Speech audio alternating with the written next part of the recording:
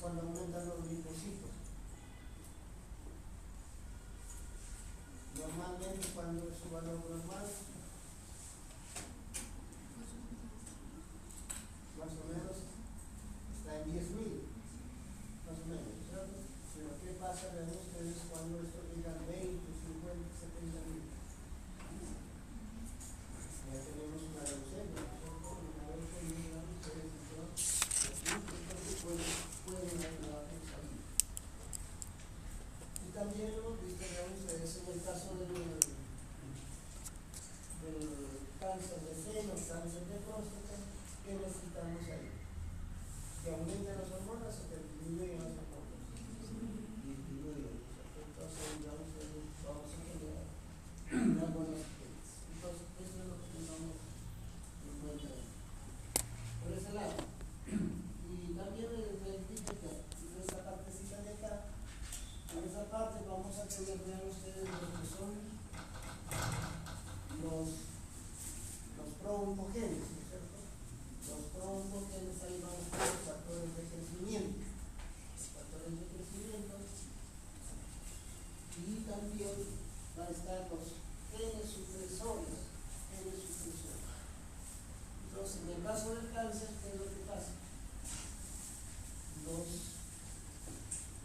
La parte de los troncos se han convertido en oncogenes. Entonces, los factores de crecimiento están muy alterados. Tenemos que inhibirlos. Entonces, ahí también va a haber algunos anticuerpos.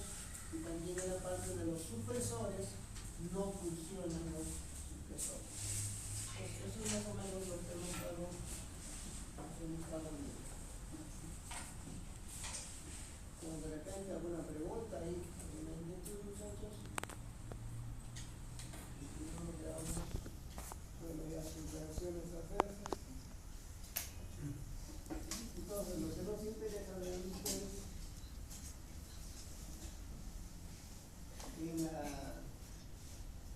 si ustedes recuerdan que tenemos acá los ribonucleótidos, pero nos va a interesar los desoxinucleótidos para la duplicación. Y eso es lo que tengamos ahí, vemos que diferentes precursores van a estar relacionados. Entonces, aquí lo tenemos para las bases inhíbricas y por acá lo tenemos para las bases únicas. Entonces, cada uno, vean ustedes, pero de repente vean ustedes que tenemos para las bases únicas. Algunos de estos, entonces, esta parte van a estar relacionadas.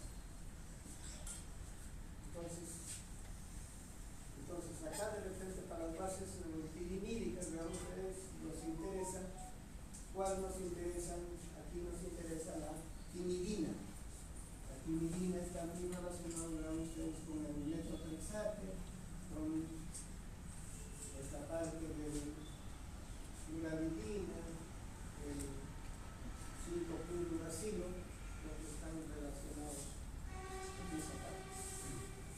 Entonces, en la mayoría de los antimetabólicos van a estar relacionados con los precursores, ¿no? Con los precursores que tengamos dentro de esta parte.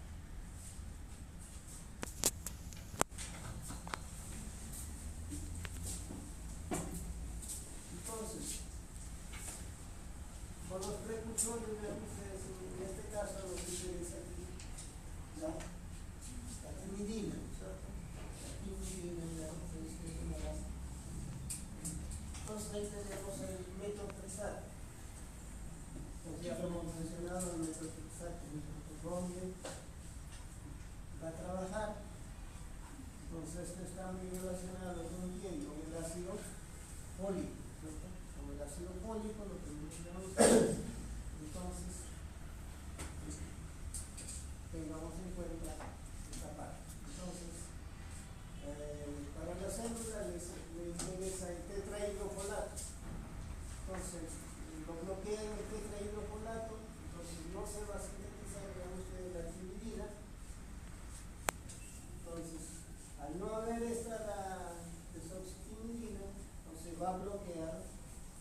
la síntesis del ADN. Entonces, eso lo tengamos en cuenta. Entonces, con el método exacto. Pero también tenemos esta partecita del 5-1-uracilo, que ataca directamente a la timidina sintetasa. Entonces también tenemos esta parte. Entonces ya ambos están relacionados con la timidina. En esa parte. Entonces, ¿cuál tipo de cáncer utilizamos? Tenemos diferentes tipos de cáncer, ¿no es cierto? Pero lo aprovechamos ahí, entonces el metotrexato también se utiliza para la parte de la artritis reumatoidea. Está muy ligado de repente al sistema inmune. Entonces, tengamos en cuenta por este lado.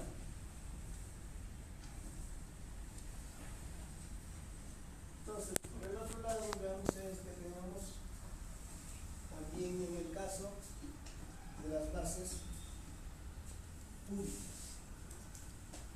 Bueno, uno de estos tenemos la metactopurina. Entonces, la metactopurina, va a trabajar en esta parte de. Entonces, ¿qué nos interesa en este caso? Que no va a haber bien la adenina, ¿no? La metactopurina se parece bastante a la adenina. Entonces, ¿qué va a hacer ustedes?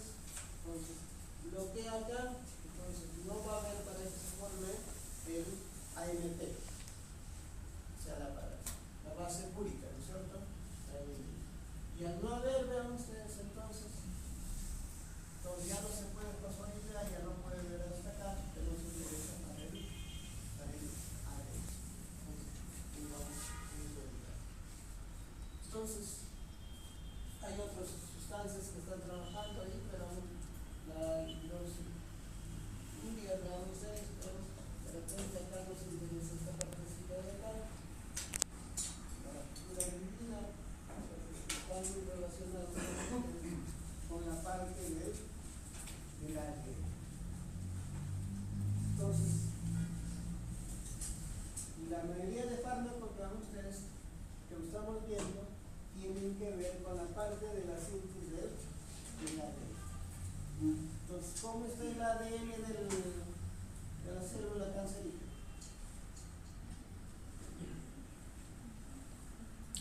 Está demasiado activa, está generándose demasiado, entonces con la mayoría de fármacos van a estar bloqueando al ADN. Entonces, que no se ¿para qué? Para que no haya reproducción de la célula cancerígena. ¿Sí? ¿Nos entendemos, muchachos? Entonces tengan en cuenta esto.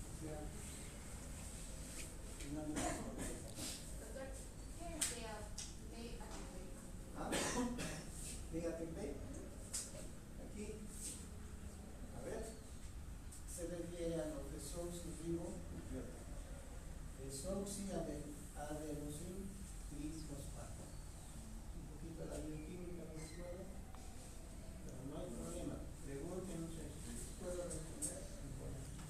O sea, recuerden ustedes que para el ADN siempre debe estar trifosforilado. Eso no se olvide. Tiene que estar trifosforilado. Igual para el ARN. También tiene. Entonces, acá son los desoxinucleótidos. Y para el ARN son los ribonucleótidos, que también deben estar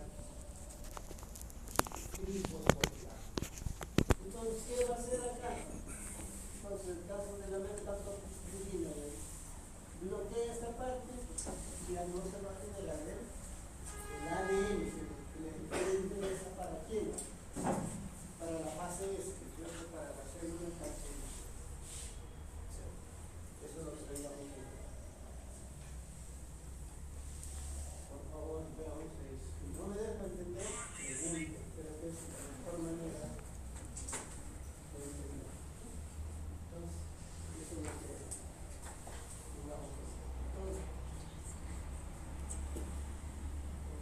¿Cuál es lo más conveniente de ustedes? Esta partecita. Cada cáncer tiene su ADN. Cada cáncer tiene su ADN. Ahora, por ejemplo, si el cáncer, por ejemplo, el cáncer de próstata, pongamos, hay unos 10 pacientes. ¿Será el mismo? Esta parte cambia. Entonces, el tratamiento tiene que ser ya respecto o espectro reducido. Por eso es lo que hemos hablado de la parte genómica. La parte genómica está que entonces obtiene el ADN del cáncer y con eso se busca el tratamiento ya específico, ¿cierto? El tratamiento específico para, a ver, tienes cáncer, ¿qué tipo de ADN tienes? Pues con eso ya se puede hacer el tratamiento más específico, o sea, la parte de la medicina personalizada. Entonces, este ADN es diferente. Eso es lo que tengamos que ver.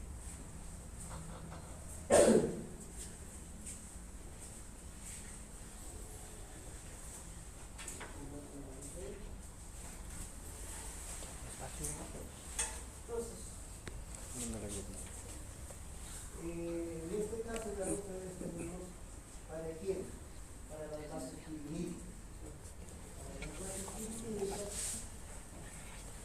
tenemos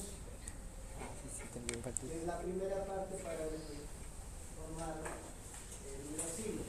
Entonces hay algunos donde van a actuar algunos fármacos, digamos ustedes, y de repente uno de los que estamos trabajando en el metotrexato, digamos ustedes.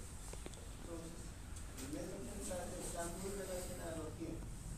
A la desoxyribonucleica. Y por acá también lo tenemos al 5-fluoruracilo, que también lo que acá vean ustedes. Entonces, no va a haber la timidina, ¿cierto? La timidina que tiene que estar trifosforilada, quizá la desoxytrifosforilada, ¿cierto? Que es la que me interesa. Entonces, es muy importante lo que vamos en cuenta.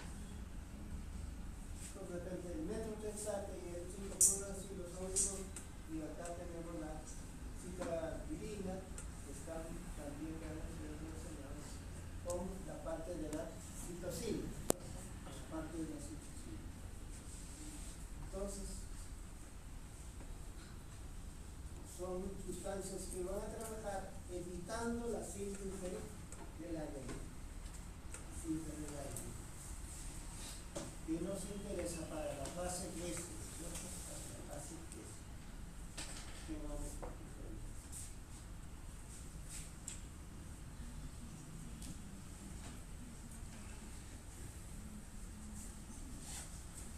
Entonces, prácticamente los anteriores ustedes están trabajando directamente con el ADN, lo que hemos visto. Pero vamos a ver otras sustancias que también van a trabajar directamente con el ADN, pero de otra forma. Entonces, por ejemplo, vean ustedes, acá tenemos los agentes alquilantes. Los agentes alquilantes, aquí tenemos a la ciclofosfamida. Esta ciclofosfamida viene de ustedes oral y viene inyectable. Entonces, pero la ciclofosfamida es un profármaco, pues tiene que activarse. ¿Y quién lo activa? Entonces ahí tenemos el citocromo, vean ustedes, el citocromo 3450 va a activar a la ciclofosfamida. Entonces, al activarlo, entonces el 100 es esta la parte de acá. 4 y 2 ciclofosfamida la forma activa. Esa es la forma activa, vean ustedes, de la ciclofosfamida. Entonces, esta partecita que está allá, aparte de aquí, vean ustedes la forma activa. Esta es la que, ¿qué es lo que va a hacer? Esta es la que va a unirse al ADN. Esta partecita, esta parte activa. Entonces, esta es la que, si lo ponemos así, lo vamos a poner aquí, ciclofosfamida, pero va a estar en su forma iónica. Entonces, esta partecita de acá está en la forma activa, esta es la forma iónica. Entonces, y nosotros vamos a tener aquí la regla.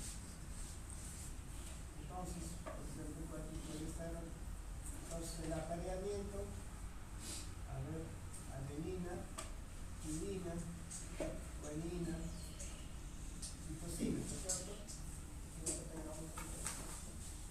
Entonces, la ciclofosfamida, vean ustedes qué es lo que va a hacer. Entonces, la ciclofosfamida, entonces, vamos a ponerle por acá otra base. Entonces, ¿qué es lo que hace? Se va a unir acá y se va a unir acá.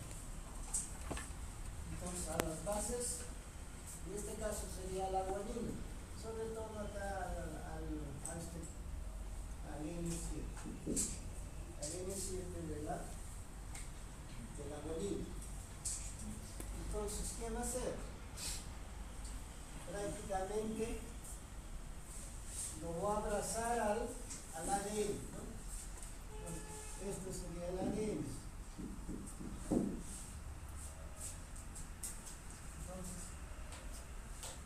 Entonces este ADN podría separarse. Si tiene acá esta parte, vamos a ver. O sea, esta parte ya no se puede separar. Entonces, si no hay la separación, prácticamente ya no hay la duplicación. Entonces, esto con la guanina va a formar enlaces covalentes, no covalentes. Covalentes. Va a formar enlaces covalentes. Y de esta manera, vean ustedes, va a impedir la duplicación de la red. Es lo que tengamos.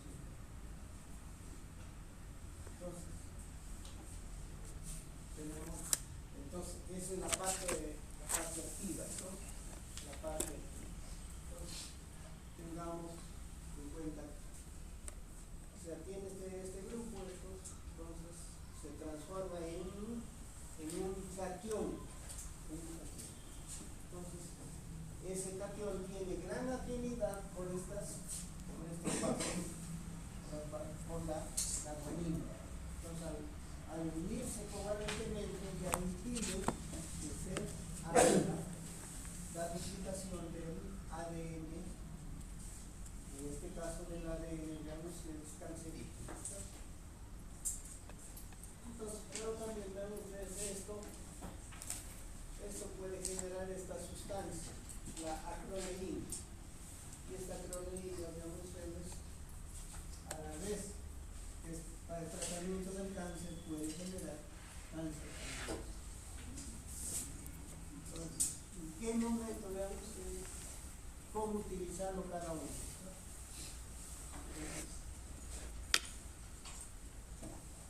Entonces, es la manera como trabaja, en este caso, los agentes alquilantes.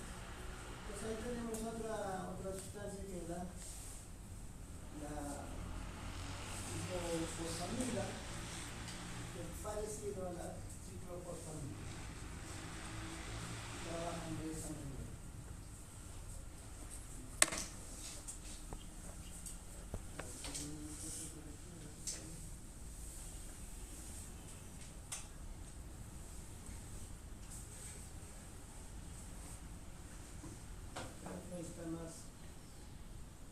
Ahí está más clarito, vean ustedes cómo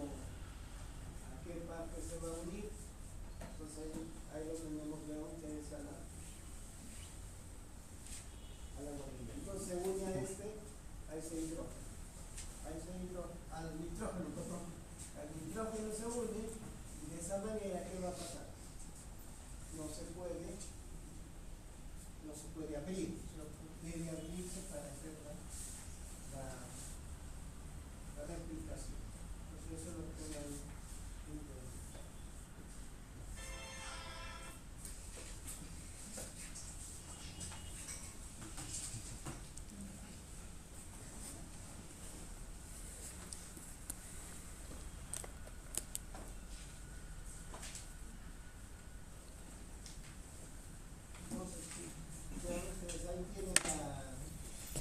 Ahí tienen la unión, ¿cierto?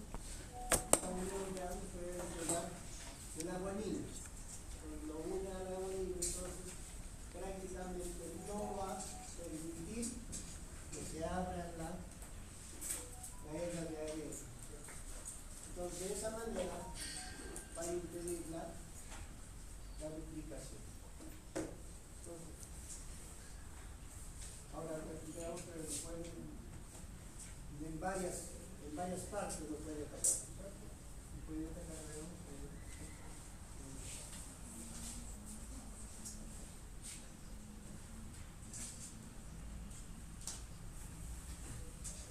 bueno, ahí tenemos lo que hemos hablado de la ciclofosfamida, entonces hemos dicho en forma, lo tenemos inyectable y tenemos en forma oral. Entonces, vean ustedes ahí la dosis que hemos dicho, en este caso, nos interesa la área corporal, ¿cierto? La área corporal. Entonces, esta es la dosis de miligramos por metro cuadrado. Normalmente hemos dicho miligramos por kilo.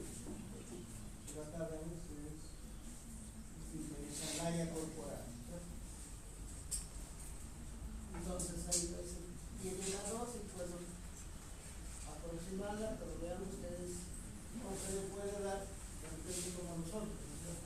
Seguido, si no, por ejemplo, cada 3 semanas. Entonces, cada 3 semanas, pero ¿cómo es la dosis? Por 14 días. Tener en cuenta esa parte.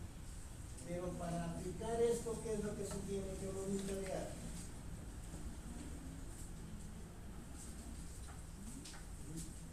¿Cuáles son las células más sensibles, hemos dicho?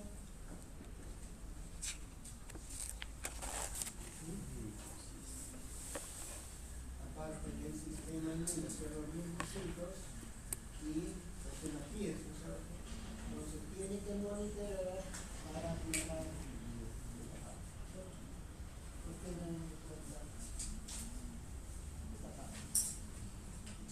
Entonces, esa es una parte. Pero ¿quién lo va a determinar? Ustedes. Si alguien de ustedes quiere la oncología, tiene que hacer su especialidad y digamos ustedes cómo manejar cada una de estas.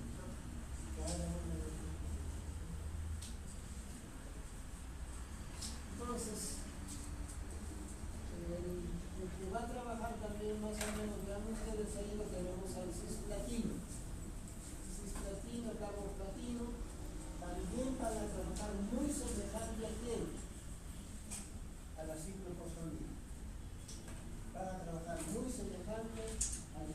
Entonces, el cisplatino, vean ustedes, ¿en qué presentaciones? Tenemos solamente un intravenoso. Entonces tenemos ahí, también vean ustedes, no es diario, sino un periodo que tiene. Pero ¿quién lo va a determinar? Son ustedes. Entonces, ¿qué hace el cisplatino? El cisplatino también va a trabajar muy semejante a esta parte. Muy semejante, o sea, también, disculpen que les diga, lo va a abrazar al ADN y no lo va a dejar que se aperture. Eso va a impedir esa parte para que no se aperture esa parte. Entonces acá ven ustedes, con el cisplatino hay que tener bastante cuidado con sus reacciones adversas. Las reacciones adversas están van a nivel renal. Esto puede generar litiasis renal, entonces hay que tener bastante cuidado por ahí. Bueno, los antihistamínicos que hemos mencionado, ya lo hemos visto, el metotrexate, esto es parecido, el metotrexate es parecido a esto, pues ya saben dónde van a trabajar, y veamos enseñamos estas presentaciones. Acá indica más o menos cada 2 a 4 semanas, o 5 días diarios, pero como les digo, eso es cómo lo manejan. Entonces, estos van a parecer muy parecidos a quién, a la base de la timidina,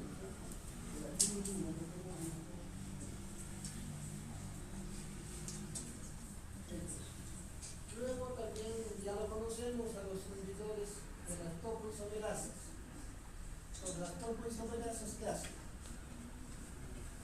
También las enzimas permiten la apertura de quién? El ADN, ¿cierto? La apertura del ADN. Entonces, estos fármacos, topotecan, idonotecan, estos, ¿qué van a hacer? Prácticamente lo cogen acá y no se va a abrir la herida, ¿cierto? No se va a abrir la herida. Entonces, de esa manera también están bloqueando, digamos, la replicación. Y acá tenemos este antibiótico, que es la doxorubicina. La doxorubicina es un antibiótico que también va a ser la misma acción. Entonces también va por ser un complejo con este ADN y impide que se abra. Esta doxorubicina, vean ustedes, genera problemas a nivel cardíaco.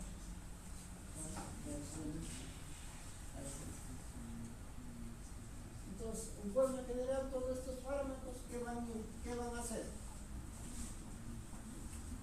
Van a impedir que se abra la hebra de la D, la replicación.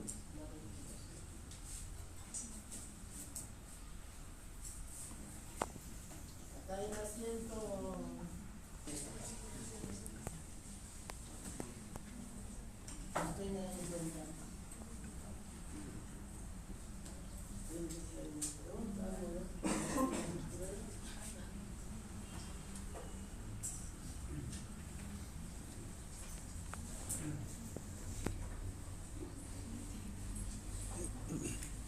Entonces, otro día que hemos mencionado, veamos que creo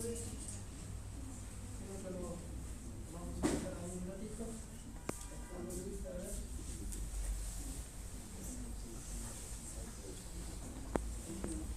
Van a trabajar en la fase M. Entonces, acá tenemos, vean ustedes, los derivados de la vinca y de los derivados del taxol. Entonces, acá tenemos los derivados de la vinca, tenemos la vincristina y la vindatina.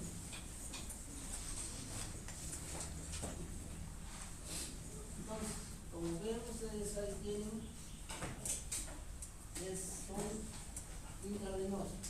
Entonces, ahí tienen su dosis, también ahí la frecuencia, cómo se debe aplicar. Entonces, ¿dónde van a actuar estos fármacos? Vean ustedes. Entonces, en la fase N, la vincristina, la vinblastina. Entonces, van a trabajar en ese nivel.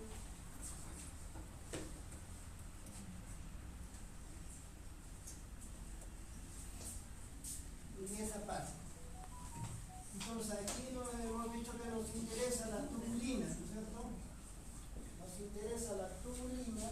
Entonces, ¿qué es lo que van a tener en cuenta acá?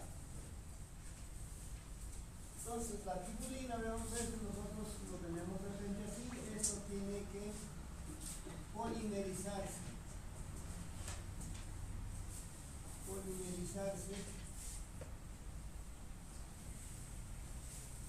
Entonces, lo tenemos esto para la formación del uso mitótico, ¿cierto? Entonces, ¿qué es lo que van a hacer la vincristina y la vinclastina van a impedir esta parte. Se va a impedir la polimerización de la beta glutidina.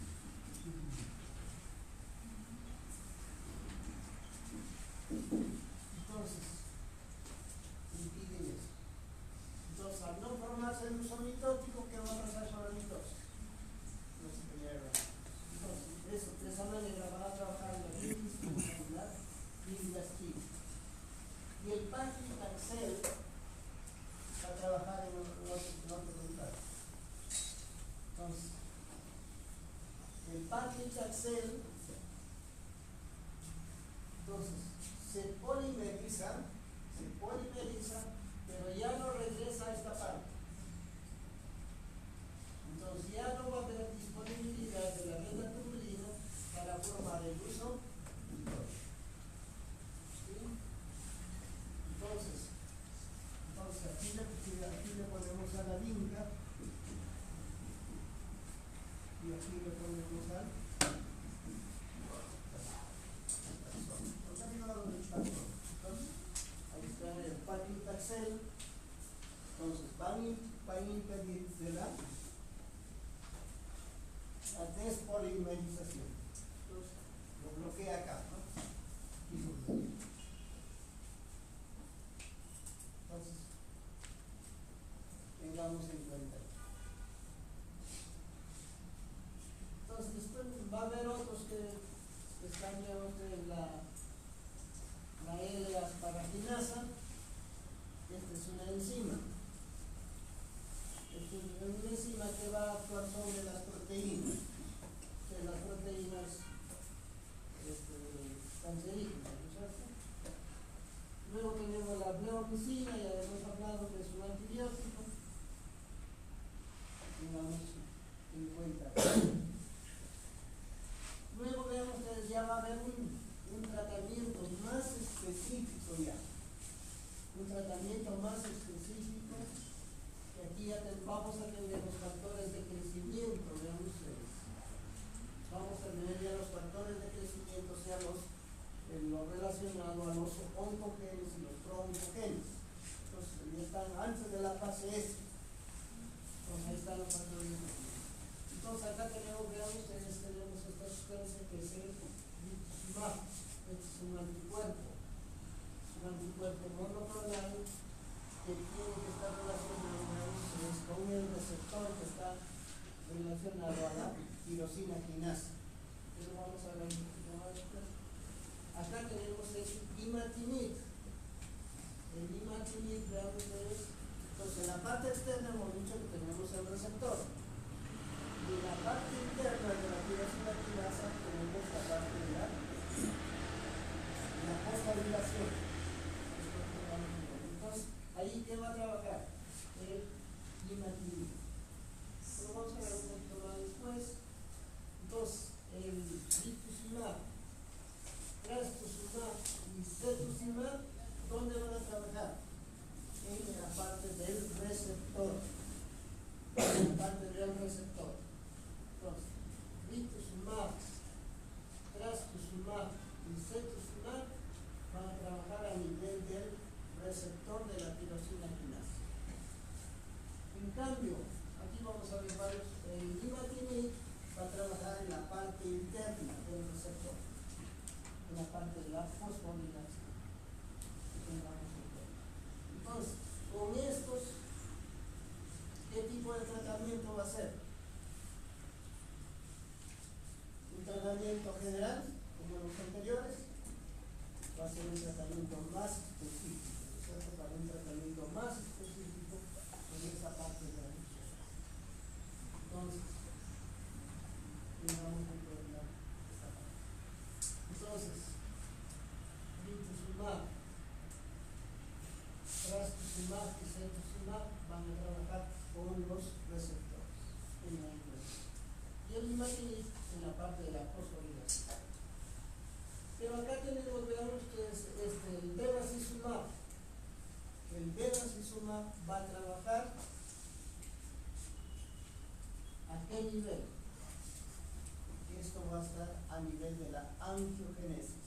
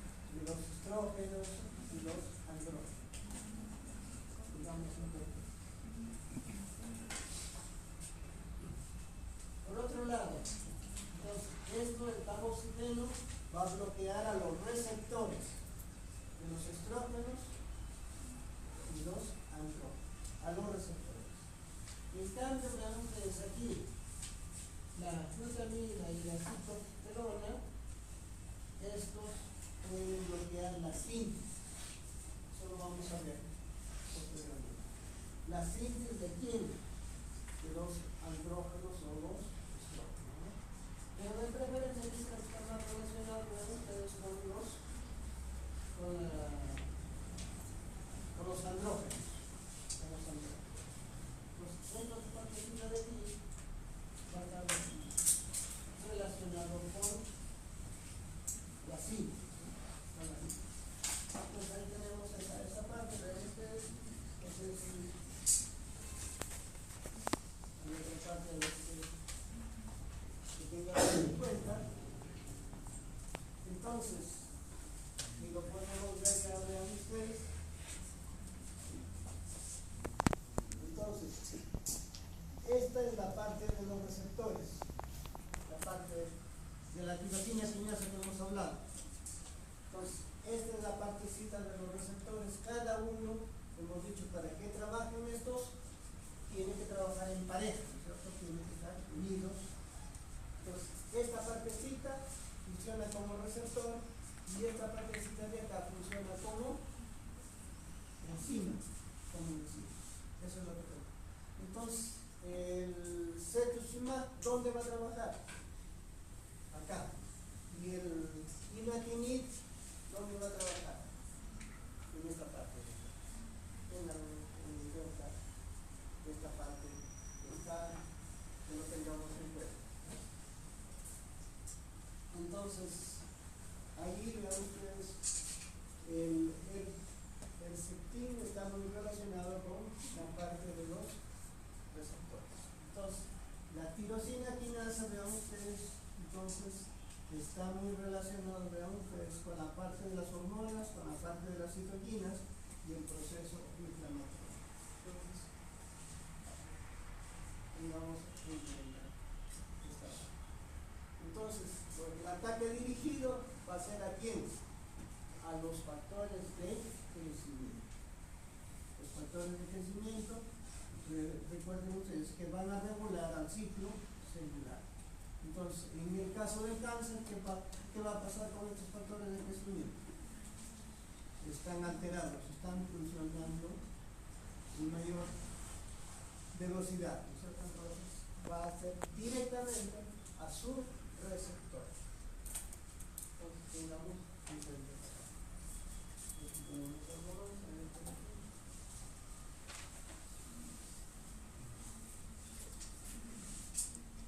Entonces, si tenemos en cuenta lo que hemos estado trabajando, ¿verdad ustedes? En la parte que tengamos en cuenta. Entonces, esto es lo que la tirosina quinasa que hemos estado hablando, ¿verdad ustedes? Entonces, va a haber fármacos que van a trabajar directamente con quién?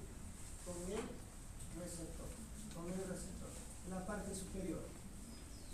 Entonces, aquí tenemos, vean ustedes al cetosima, lo tenemos que va a trabajar con el receptor. Y ahí tenemos el bevacizumab, ¿con quién va a trabajar? Con la parte superior. Con la parte superior va a trabajar, vean ustedes, el bevacizumab. Con el factor de crecimiento que interesa. Y acá lo tenemos, con esta partecita aquí va a trabajar ¿quién? El imatinib, o veamos que el genitinib, la patinib, los van a trabajar con esa parte. ¿Sí está claro lo que vamos a hacer? Eso es lo que tengamos en cuenta. Entonces, si podemos, veamos el resumir lo que hemos visto, lo que hemos trabajado inicialmente. De repente están por acá. Aquí lo tenemos. Pues que van a dañar a quién? Al ADN. ¿Cierto? Que van a dañar al ADN, lo tenemos acá, vean ustedes. Aquí lo tenemos de qué? Aquí lo tenemos al cisplatino, lo tenemos al los antimetabolitos, los inhibidores de la topoisomerasa, nos van a trabajar directamente con el ADN de la célula cancerígena.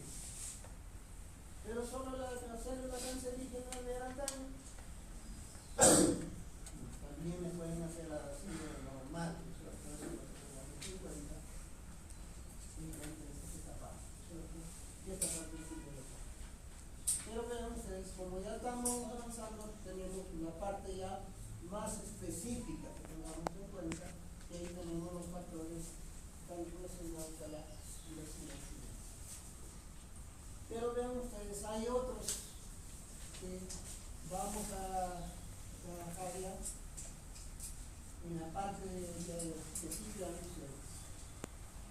parte de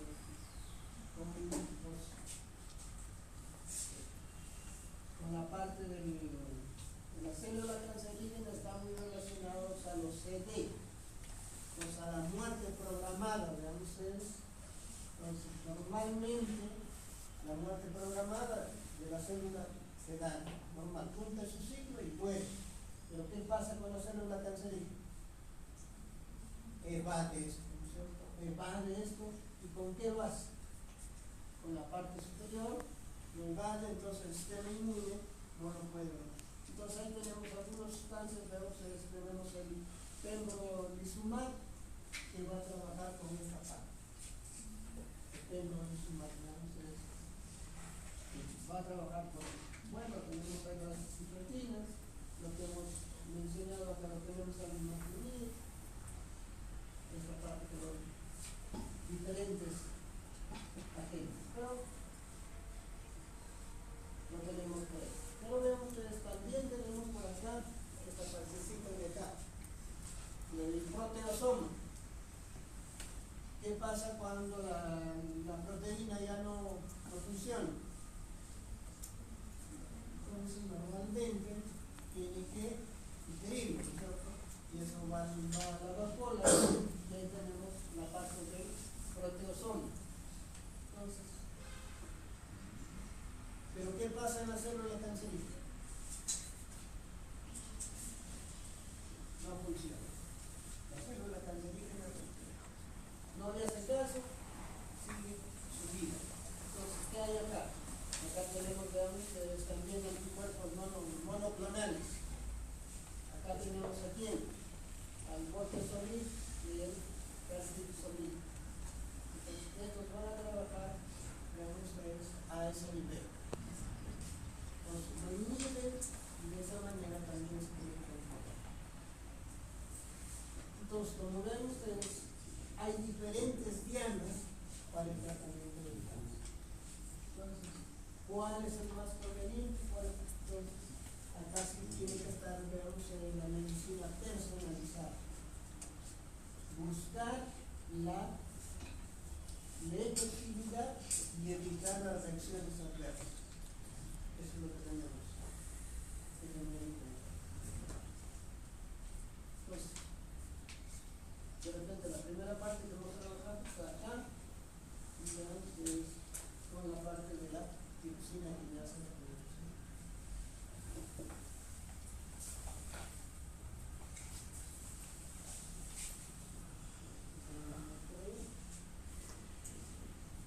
Bueno, casi lo que hemos mencionado, qué es lo que pasa con cada uno de estos, vean ustedes. Si lo vemos acá, en la célula cancerígena, ¿hay diferenciación? ¿No? En la célula cancerígena, ¿hay diferenciación o no hay diferenciación?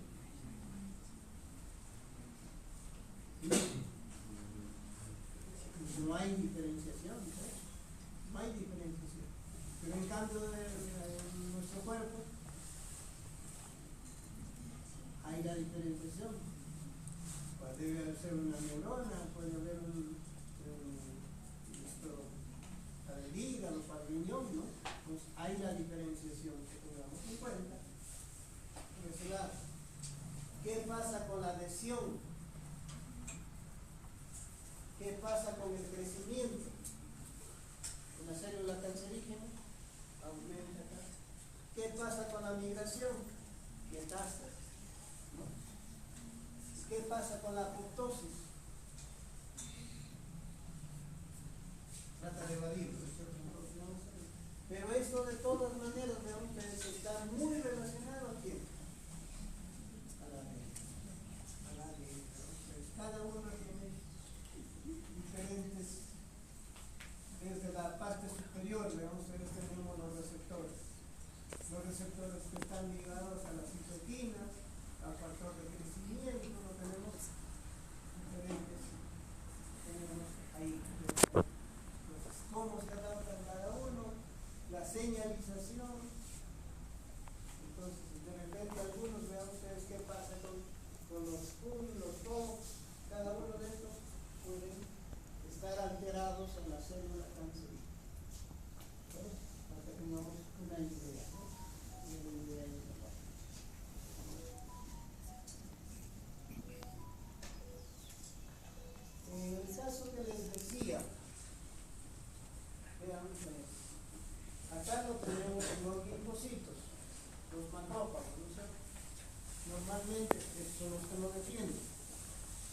Entonces, acá lo tenemos a la célula cancerígena. Entonces, ¿qué pasa? Estos deben atacarlo acá, pero esta célula cancerígena, ¿qué tiene? Un protector. Un protector tiene ahí. Entonces, el sistema inmune. Entonces, ¿cuál es esa parte? Vean ustedes que tiene ahí. Los receptores que son para la muerte programada. Los receptores para la muerte programada. Entonces, la parte, vean ustedes, ha diseñado anticuerpos para estas moléculas.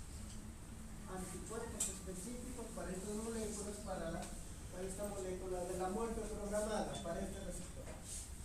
Entonces, ahí está lo que hemos mencionado, el pembrolizumab. Pembrolizumab, vean ustedes, se va a unir a quién? A esta molécula. Al unirse, prácticamente lo desprotege a la célula cancerígena. ¿Y quién lo va a atacar? Los linfocitos del sistema inmune. Lo ataca, de esa manera se puede vencer. Entonces, vean ustedes lo complicado que es el cáncer, ¿no?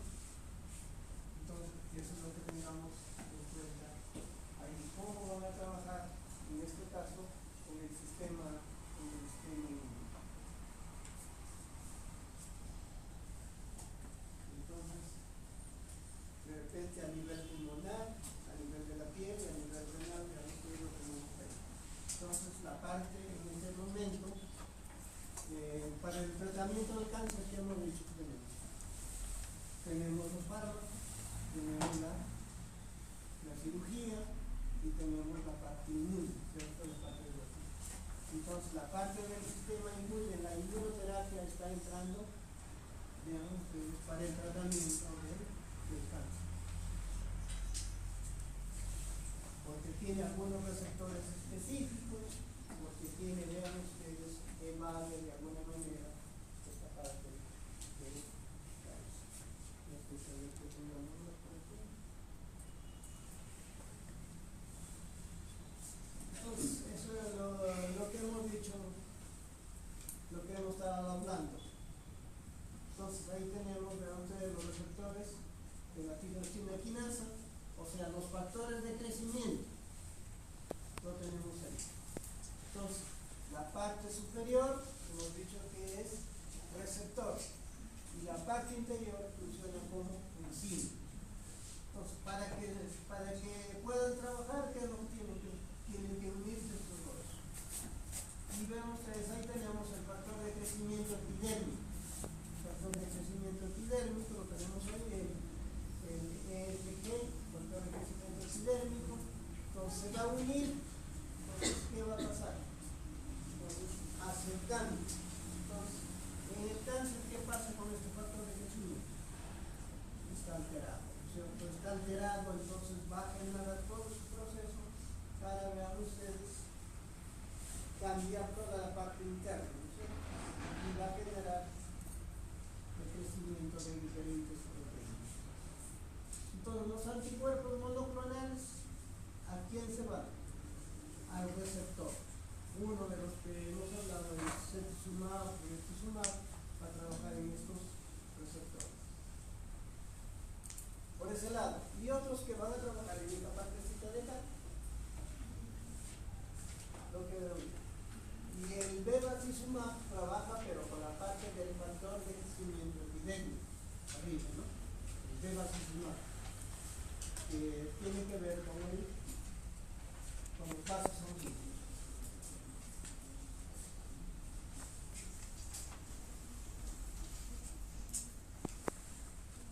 Entonces, ahí a ver qué tenemos. Entonces, vean ustedes, están muy relacionados con la tirosina quinasa. Entonces, ahí tenemos el receptor del factor de crecimiento epidérmico. Entonces, el receptor del factor de crecimiento epidérmico, entonces, vean ustedes, lo tenemos a nivel pulmonar, lo tenemos a nivel de cuello y cabeza, lo tenemos a nivel de colon, a nivel de páncreas, y los glioblastomas a nivel cerebral, ¿sí?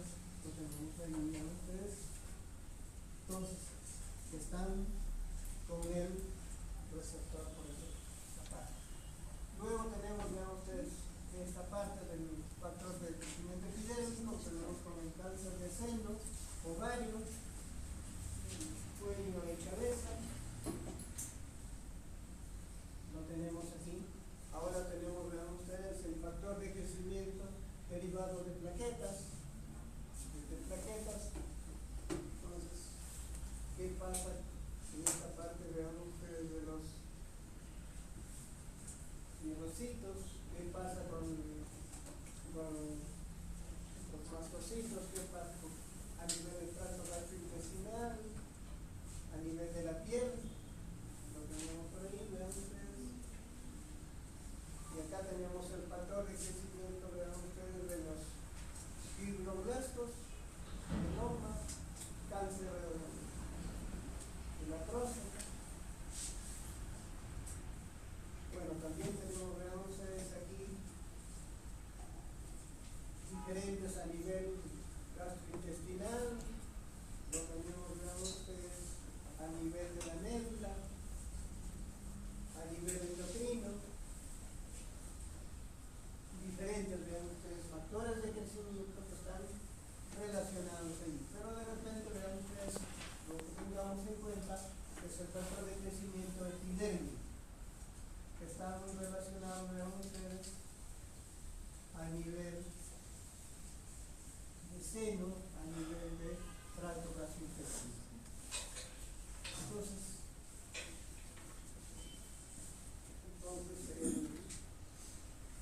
el factor de crecimiento humano, cáncer de seno, cáncer de ovario, están relacionados por ahí. Entonces depende de los anticuerpos, van a ser complementarios para el tratamiento del cáncer de ovario, ya ustedes lo tengamos en cuenta.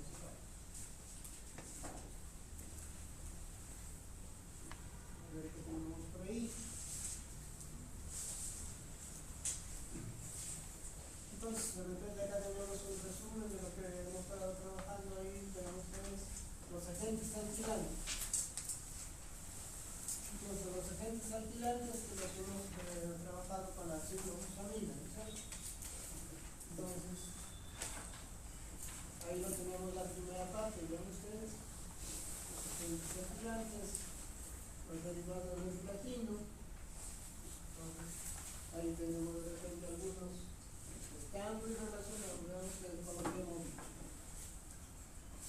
Los antimetabolitos, los folatos, ya los conocemos ahí, las pirimidinas y las purinas. Acá también tenemos algunos antibióticos, y acá lo tenemos los taxanos, la primera de la finca, y acá tenemos, vean ustedes, esta parte de que son que están relacionados con la tocoisomerasa. Y acá está lo que hemos mencionado, las hormonas. Entonces, acá tenemos que tener en cuenta las hormonas sexuales, ¿cierto? Desde la parte de la síntesis, ven ustedes, hasta sus receptores. Entonces, recuerden ustedes cómo funciona. Pues en la parte superior tenemos el hipotálamo, tiene que haber un factor de liberación para llegar a la hipófisis, y luego cada uno tiene que haber ahí. Entonces, por ejemplo, el buserolin, vean ustedes, trabaja en la parte superior, el boserolin también en la parte superior, pero ya el progesterona, vean ustedes, trabajan ya a otro nivel. Entonces, y luego los antagonistas que hemos mencionado, con la ciclosterona, glutamina, y acá los inhibidores de las enzimas respectivas. Pero de repente eso lo vamos a ver de las enzimas, de repente lo vamos a ver cuando veamos la parte hormonal. Pero tengan en cuenta, sobre todo aquí sería en el cáncer de seno, el cáncer de próstata, ¿no? Tengamos en cuenta.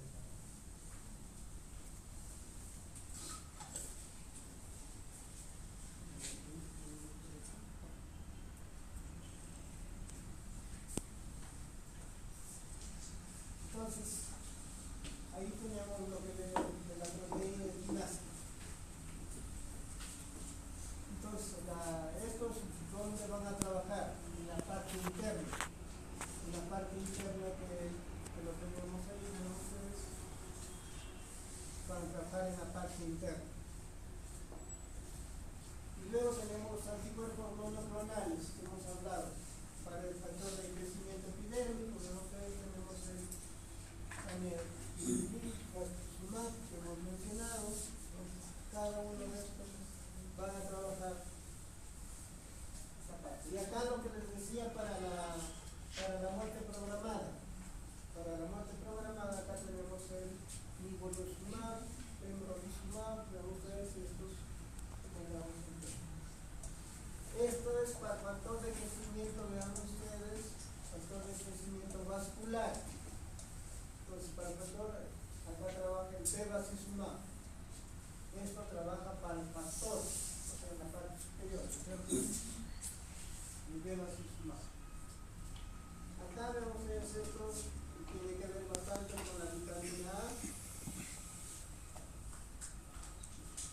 Y el bortezomib hemos dicho que es inhibidor del proteasoma, ¿cierto? Del proteasoma, que tengamos en cuenta eso.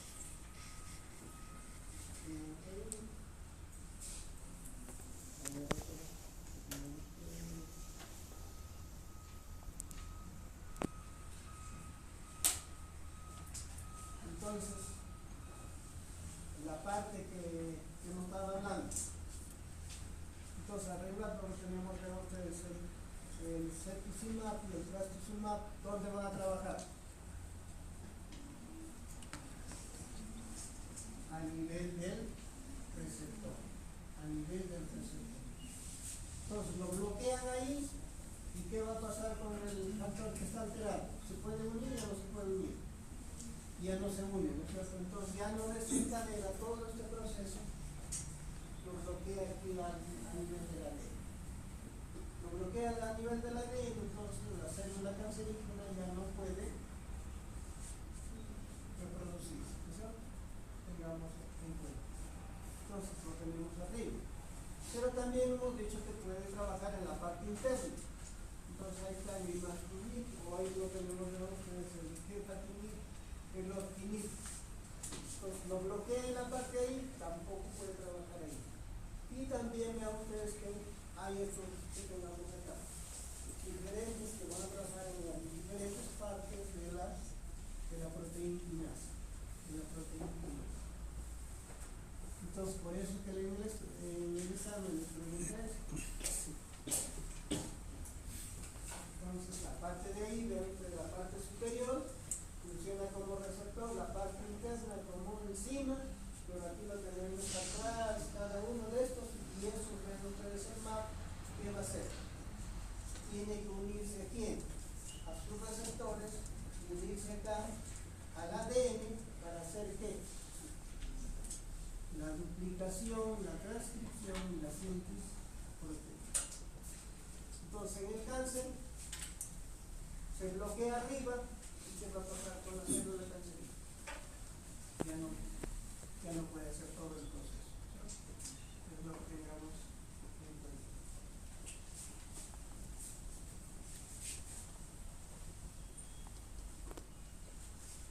Entonces,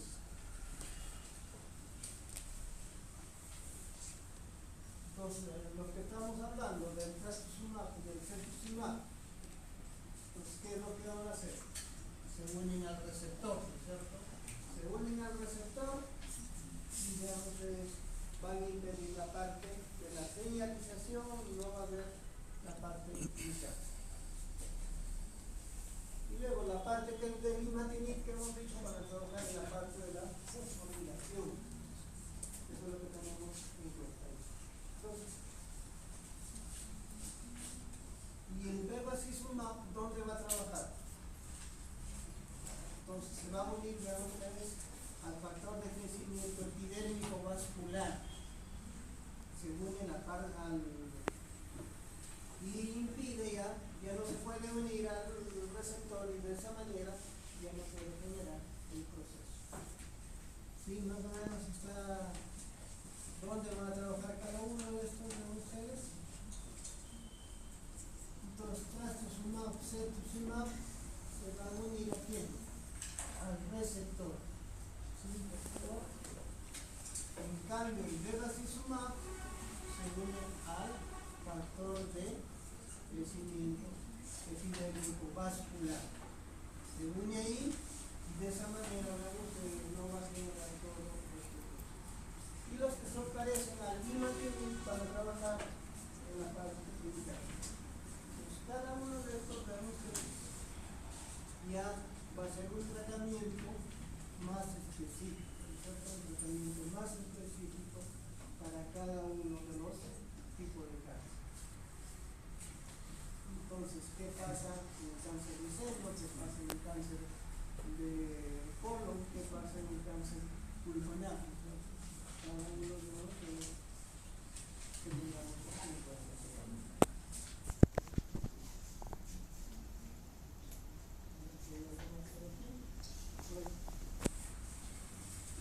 entonces, aquí lo tenemos al bortezomib. El bortezomib, nosotros hemos dicho que es lo que tiene que hacer. Aquí lo tenemos al lado ubiquitina. La ubiquitina, ¿para qué nos sirve? Para marcar a las proteínas que ya no sirven, que no funcionan, ¿no es cierto? Entonces, la ubiquitina lo marca la proteína con el aporte del ATP, las enzimas respectivas. Entonces, al marcarlo, ¿qué va a hacer? Lo marca y tiene que llevarlo al proteosoma. ¿Para qué? Para que lo degrade. Para que lo degrade normalmente en los aminoácidos y se pueda reciclar. ¿No? Pero ¿qué pasa en el cáncer? Ya no funciona eso. Ya no funciona, entonces normalmente la célula se puede reproducir aquí. Entonces, ¿qué es lo que va a hacer el bortezomib? Lo bloquea acá y ya no se va